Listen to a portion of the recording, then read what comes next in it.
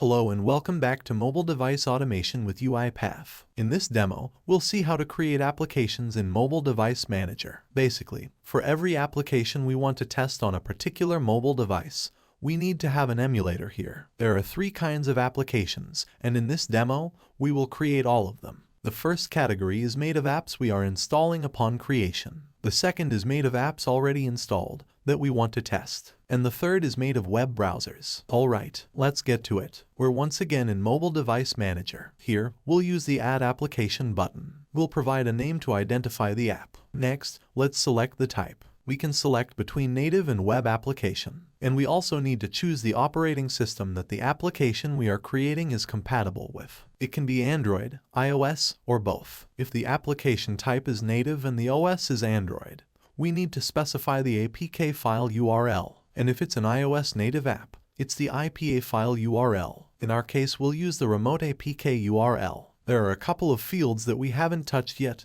like app activity, bundle ID, and so on. But don't worry, we will talk about them in the next section. Now, for the last point here, do you remember the additional desired capabilities from the previous demo? We have them here too. Using these, we can force certain settings on the devices and apps we are managing in Mobile Device Manager. Let's say we want to prevent the termination of the connection, even if the installation of the app takes too long. So, we'll add Android install timeout as a desired capability and set the value to 0. As you get to work more with Mobile Device Manager, make sure you spend enough time to explore as many desired capabilities as possible. Now, since this is an app that is supposed to work on both Android and iOS devices, let's also provide the application location URL under the iOS tab. Notice that this URL ends with IPA. Let's save the settings and close. Great, we have successfully created an application, which will be installed from a package we provide. Next, we'll create an application which is already installed on the devices. For example, settings. Once again, let's start by adding an application. We'll call it Setting Dialog. Next, let's provide the mobile application package details under App Package. In this case, it's the Settings app name. We'll also set the app activity, which is the activity instance that we want to call. It's the General Settings window. And for iOS, we'll provide the bundle ID. It's the one corresponding to the general settings. Let's save this and close.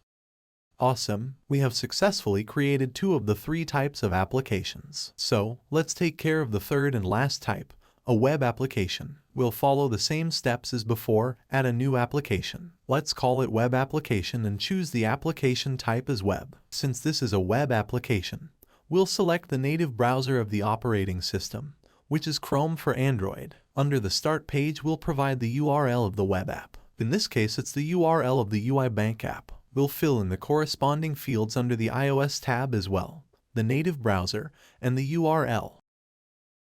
Let's save the settings and close. With that, we have successfully created a web application. Let's spend a couple of moments to see the options we have here. Apart from creating applications, we can search for the existing ones using the bar at the top. We can also filter applications based on operating system or based on type, native or web.